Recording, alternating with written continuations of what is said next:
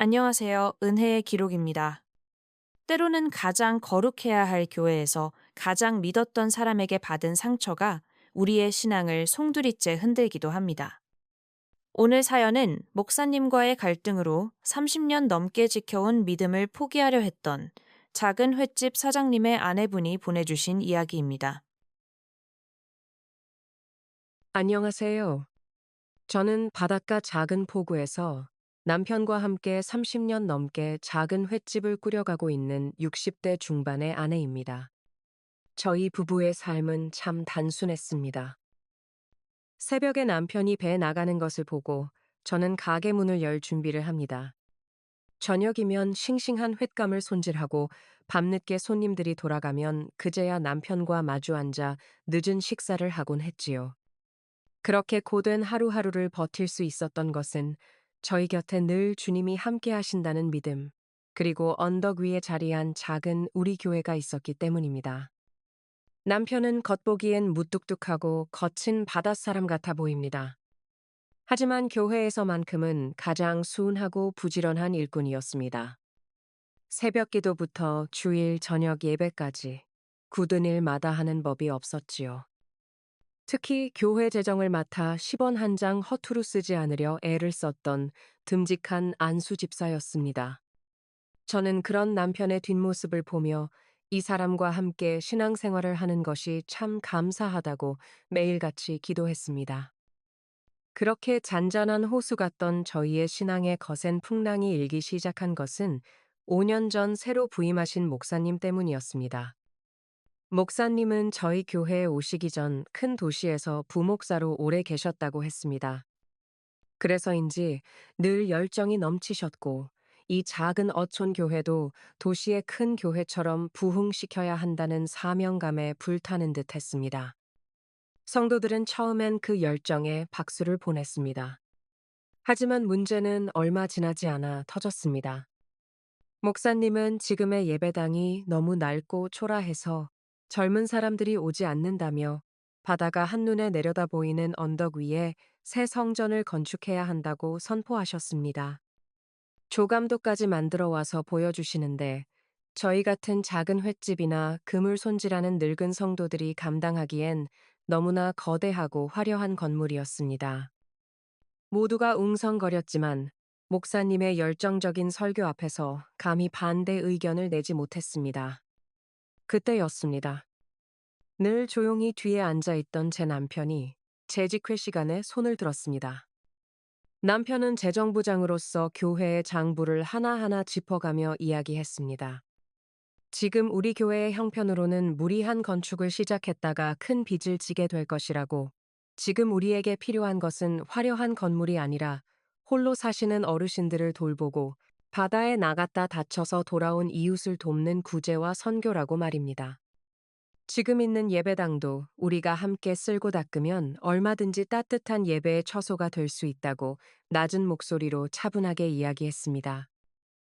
저는 남편의 말이 100번 옳다고 생각했습니다. 하지만 목사님은 남편의 그 말을 당신의 목회 비전에 정면으로 반대하는 믿음 없는 소리로 들으셨던 모양입니다. 그날 이후 목사님의 주일 설교는 점점 날카로워졌습니다. 믿음의 결단을 가로막는 낡은 생각들, 하나님의 영광을 위한 일에 계산기부터 두드리는 완고한 마음들을 책망하셨습니다. 누가 들어도 그 말씀이 제 남편을 향한 것임을 알 수 있었습니다.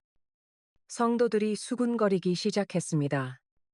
어떤 분들은 횟집에 찾아와 그래도 목사님 말씀에 순종해야 교회가 편하지 않겠냐며 남편을 설득하려 했습니다.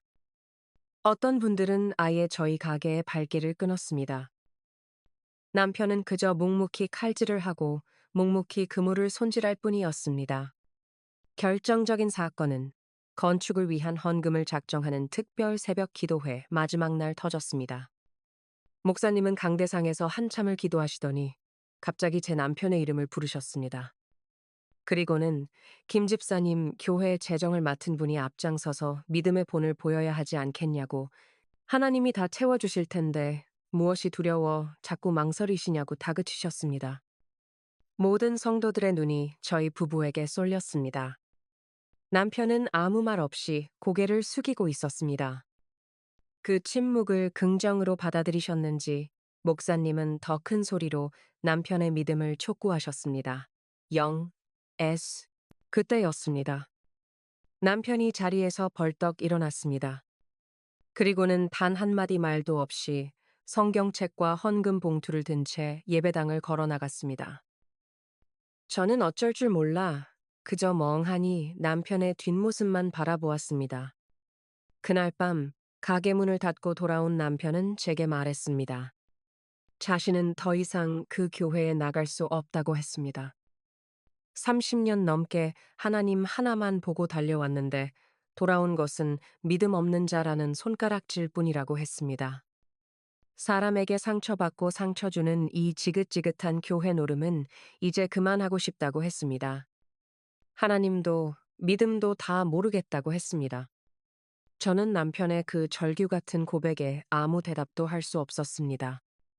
다음 주일부터 남편은 정말 교회에 가지 않았습니다. 주일 아침이면 작업복을 챙겨 입고 조용히 배를 타고 바다로 나가버렸습니다.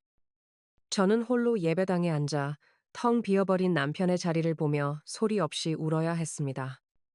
교회를 오가는 길에 마주치는 성도들의 동정 어린 시선이, 때로는 비난 섞인 눈초리가 제 가슴을 더 아프게 찔렀습니다. 그렇게 1년 가까운 시간이 흘렀습니다.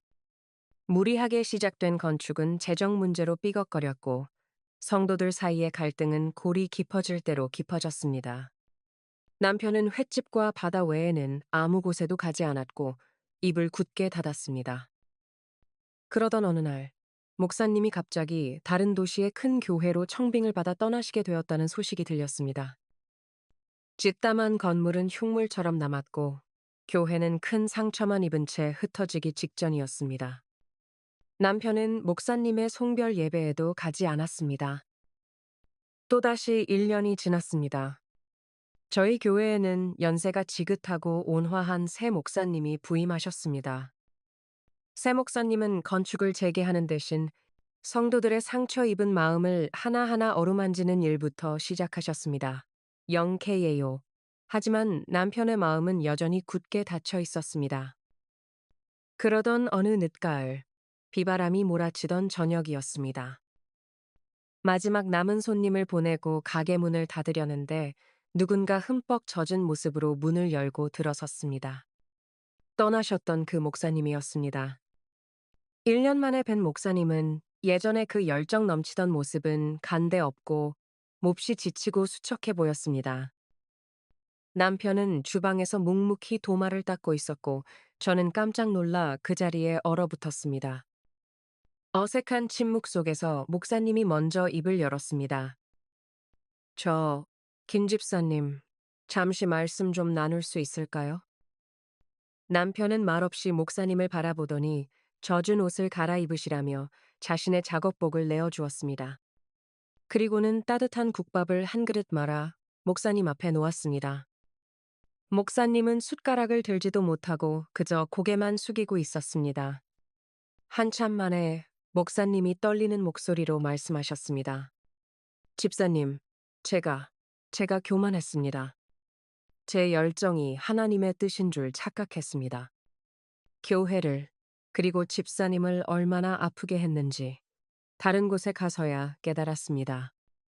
매일 밤 예배당을 뛰쳐나가던 집사님의 뒷모습이 떠올라 잠을 이룰 수가 없었습니다. 저를, 저를 용서하지 않으셔도 좋습니다. 그저 진심으로 사죄하고 싶어서 찾아왔습니다. 목사님은 결국 엎드려 눈물을 터뜨렸습니다.